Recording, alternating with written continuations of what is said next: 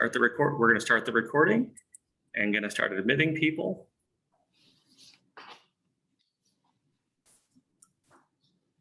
Greetings, everyone. We're going to just give a few more seconds trying to let everyone into the session. Right now, when you come in, your microphones will be muted. I've already gotten a few messages. We were just trying to get everything set up and make sure that everyone was having no issues logging in. And we're gonna give about 2 more minutes.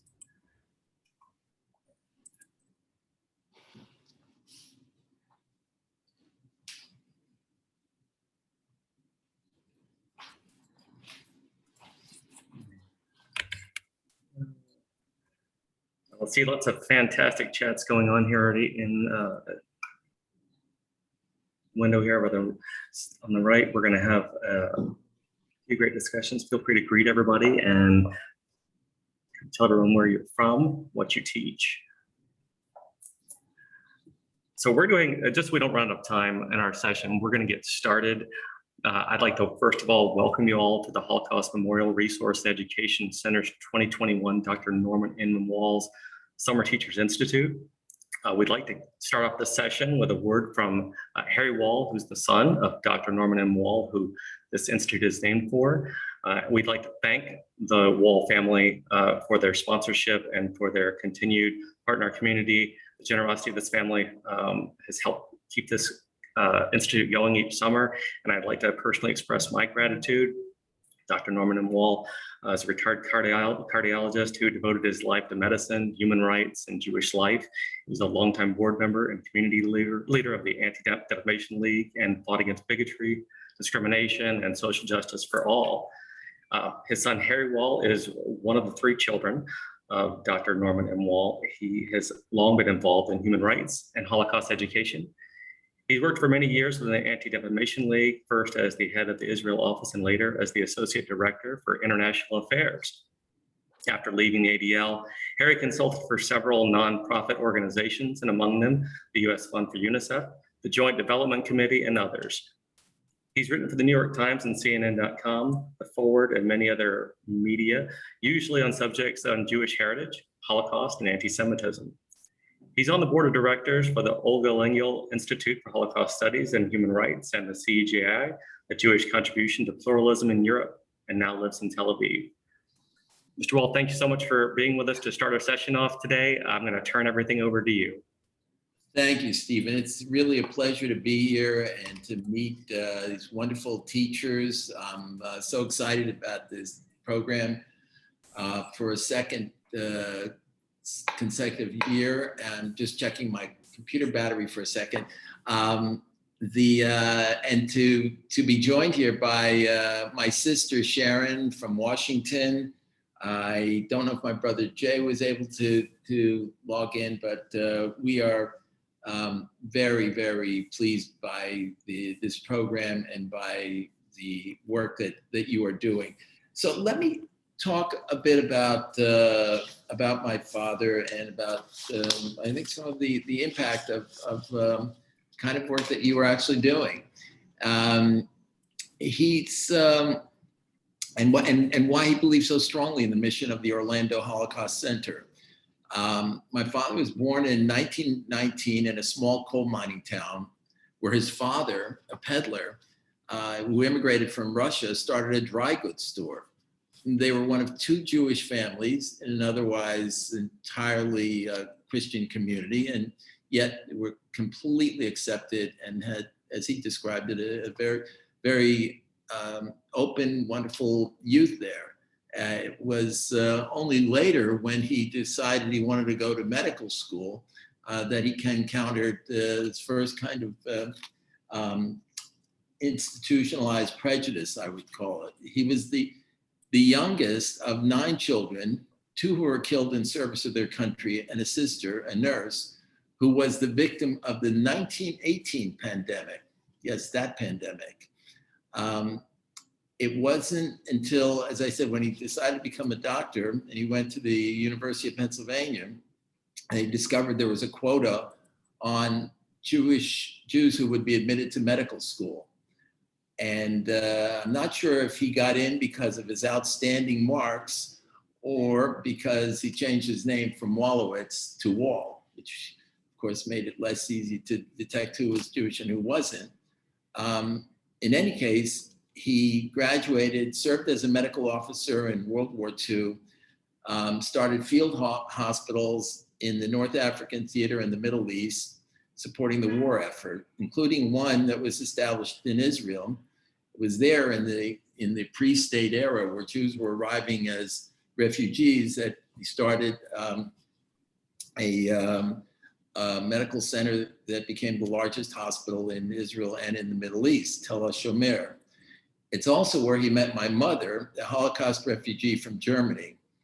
Almost her entire family were destroyed by the Nazis, leaving an impact that affected each of them profoundly for the rest of their lives. Returning to the US, to Boston, then Pittsburgh, he worked with the renowned Jonas Salk, inventor of the polio vaccine. My father decided to hear the call of his local hometown roots and left the career track at a large teaching hospital to build a medical center where it was most needed in this area of Schuylkill County, Pennsylvania. It was a Catholic hospital where he was named chief of medicine and the only certified cardiologist in the region. And he loved the job, loved the people, and they very much were reciprocated. Yet that didn't matter when it came to his wanting to join a golf club or local social clubs. These were restricted against Jews. And my father, an avid golfer, would have to drive almost an hour over 2 mountains on the weekends to get to a golf course that he was allowed to play in, and have me and my brother throw us in the back seat of the car because there was a pool at that club. And by the time we got there, we were, it accounts for why I probably never took up the sport of golf after that. But it was also his, another encounter that he had with discrimination and bigotry in America, ironically, and again, at not the community level where he was born and raised, but more of an, you could say, a well-educated cadre of society. Being, again, as I said, at the university where it was restricted in these social aspects in the region. So my father decided that if he was allowed to treat the sick, he should be allowed, along with other minorities, to participate in the full social life in the area. And with that, he began the first of many activities to break down the barriers of intolerance and discrimination. It was a long campaign. Often he was vilified for it, but he succeeded in opening up these institutions. And these first encounters with anti-Semitism and prejudice led him to a lifelong journey against hatred of any kind. He went on to become, as Steve said, he became volunteer for the Anti-Defamation League and the chair of its Pennsylvania chapter. In that capacity, he continued to fight against racism and bigotry of all kinds, of course, anti-Semitism, while building a reputation as a leading cardiologist and educator. His community work influenced my own decision to join the ADL and my own many years of activity in this field. Upon retirement, my father moved to the Orlando area, remarried, and continued his activities in the community. It's where he met Tess and Abe Weiss, who became dear friends and enlisted his involvement in the new Holocaust Center. He would come often to visit the center, meet with its director, Pam Kanchner, and being an insatiable reader, borrowing books from the library, donating some of his own. If my father were alive today, he died in 2013, he would no doubt be alarmed by the surge of hatred and extremism and that's taken place in the United States and beyond.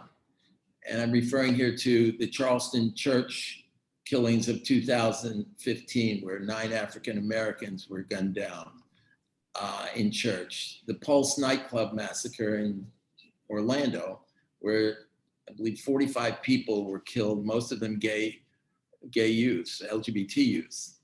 The Pittsburgh synagogue shootings of 2018, where 11 Jews were shot down during prayer services. And these are just some of the more notorious examples of the proliferation of hate that's taken place in recent years. During the past year, the disease of institutionalized racism has been unveiled by the Black Lives Matter movement. The pandemic has unleashed conspiracy theories blaming Asian Americans and Jews for the virus, and where targeted assaults are at an alarming rate against both communities, not to mention a renewed surge of anti-Semitism following the Gaza-Israel war a few weeks ago. Online platforms and social media have enabled hate groups and hate mongers to go from the margins to the mainstream of society. The January 6th assault on the nation's capital was organized online with dedicated websites and social media platforms used by hate groups. The degree of toxicity and calls to violence on some of these platforms are appalling. For too long, while America and other countries were busy monitoring Islamic terrorism after 9/11, there was a tendency to overlook the danger from the right. Domestic terrorism threats have risen to new highs in the US, driven by white supremacist groups whose targets embrace a spectrum of minorities: African Americans, Jews, Asian Americans, LGBTQ, and immigrants. The FBI has now described white supremacists, racially or ethnically motivated violence as the greatest threat to domestic security. So, what's all this got to do with Holocaust education? Well, it's not only important, but it's even essential in the fight against extremism. The genocide of 6 million people, 6 million Jews, was enabled by conspiracy peddling demagogues who came to power through democracy. It was enabled by collaborators who saw an opportunity to rid themselves of Jews, history's scapegoats who were again blamed for the ills of society. It was enabled by millions of people who remained silent while their neighbors, often children, were deported to gas chambers. Teaching the Holocaust can provide understanding of how an entire population can be demonized. It can serve as a blueprint for recognizing the dangers of stereotyping, racial, ethnic, and religious hatred, and help to guard human rights and strengthen core democratic values. And of course, hopefully, prevent another genocide from taking place. It can teach young people how to stand up, confront bigotry before it descends into hatred and violence. Yet today, ignorance of the Holocaust is growing. Recent surveys show that about 30% of Americans and well over 40% of millennials have no idea of the scale of the Holocaust took place. 41% of Americans and 66% of millennials can't say what Auschwitz was. And over a majority of Americans actually and wrongly think that Hitler came to power through force, when he came to power through the democratic means. And lastly, and even more troubling, is about 11% of the population thinks that the Holocaust was caused by Jews. If we are to attack the foundations of prejudice and hatred, it is essential to know about the Holocaust, how it came about, what were the consequences, and what are the lessons for today. I understand that in the US now there are 19 states, including Florida, that have mandated some form of Holocaust education in secondary school curricula. And that's to be welcomed and hopefully to be grown. Internationally, there's an organization called the International Holocaust Remembrance Alliance, where 35 countries have signed on to strengthen and advance Holocaust education in their respective nations. And these are countries, many of them in Europe, where the figures that I mentioned earlier about ignorance of the Holocaust are far worse, and that's in the very territory where it took place. The Holocaust Memorial Resource and Educational Center of Florida is doing wonderful work filling the gaps of history, countering prejudice and ignorance. And the Norman Wall Teachers Institute has an important role to play in this effort. My father was a great believer in education. A renowned mentor, he revered his own teachers. And there is no more fitting legacy to his work than the institute that brings you together this week and bears his name. So much is placed on the shoulders of teachers. The shortcomings of family, society, and community cannot be solved in the classroom. However, you do play an essential role and deserve all the credit and support that we can offer you to continue your dedicated work to reduce prejudice, counter ignorance, and encourage and shape open-minded youth. And with that, I just again salute you all and wish you a very successful week at the Institute, and look forward to following some of your activities. Thank you. Thank you so much. That was wonderful. Let me just, let's take this off here.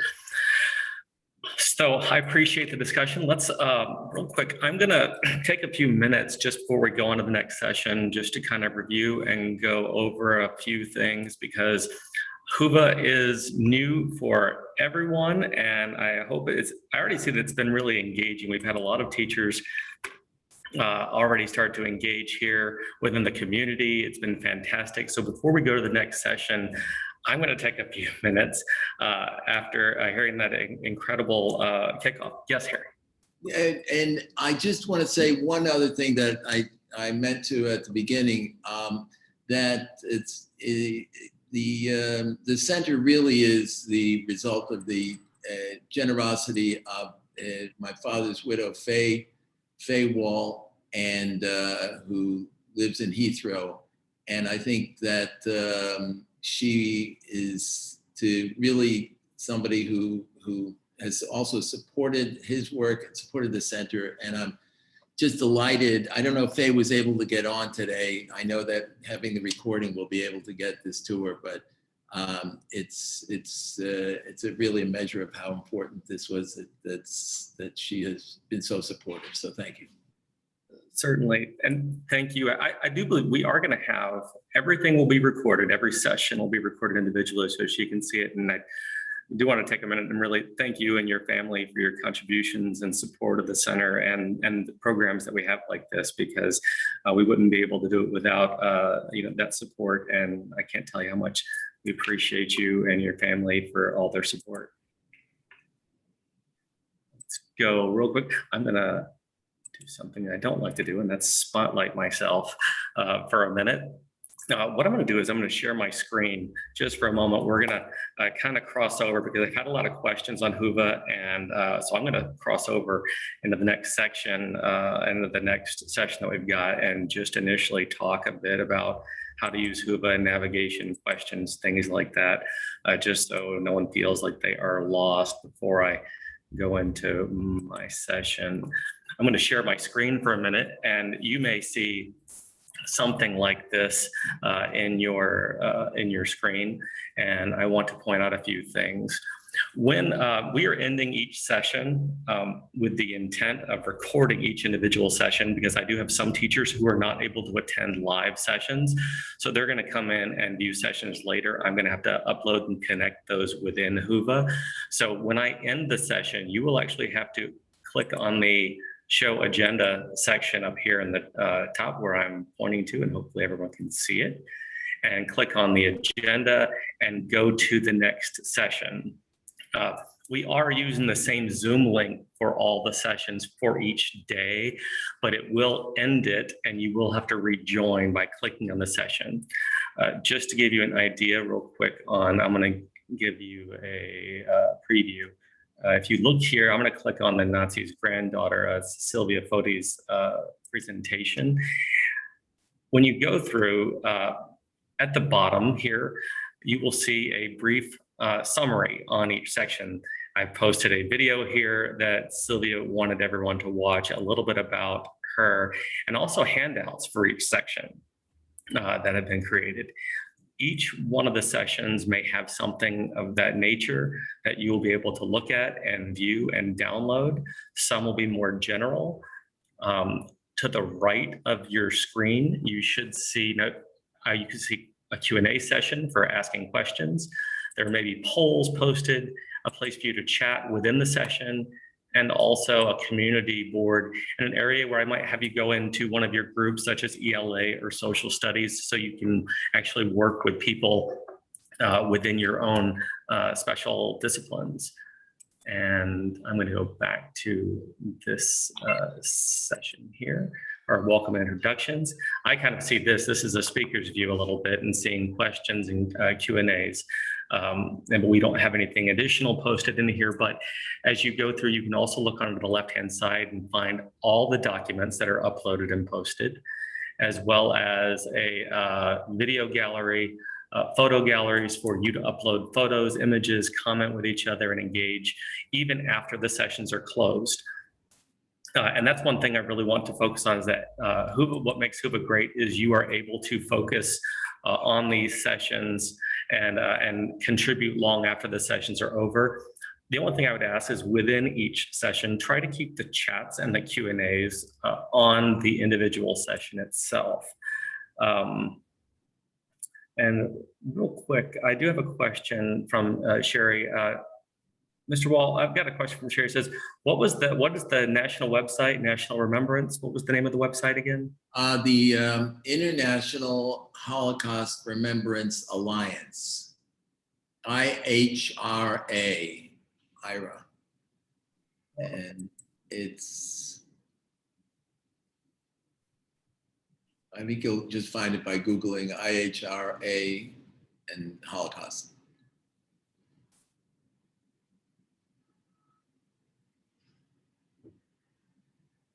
And hopefully, Sherry, we've got that for you, that question answered for you. IHRA, there we go. And actually, you can also post that IHRA, and we'll post that there. So, and did it come up with IHRA? I think so. All right. So also a couple of other questions before we go into going into the session. Just again, in the sessions, if you could please keep your chats to the particular session itself, as well as the Q&As for each individual session. Just a few housekeeping notes for those of you that are doing this for points as far as for hours. The only thing we ask is that you do the work that is primarily just responding with each one of the sessions at least a couple of times by engaging in a poll, a chat, also the end of the session, doing one of the surveys, joining one of the groups. We are going to I'd like to create a lesson plan and also a brief reflection log on at least 6 sessions that you are participating in, and that it will be in the next, I'll show you where to download that in the next part of the agenda. So what I'm going to do with this is I'm going to go ahead and start my next session, and then we'll see if everyone is able to follow us over, and that will involve me stopping sharing and ending the session. What I'd like for everyone to do is when this closes out, go to the next session, and then I will admit everyone. So if everyone's good with that, we're going to do that now. Thank you very much.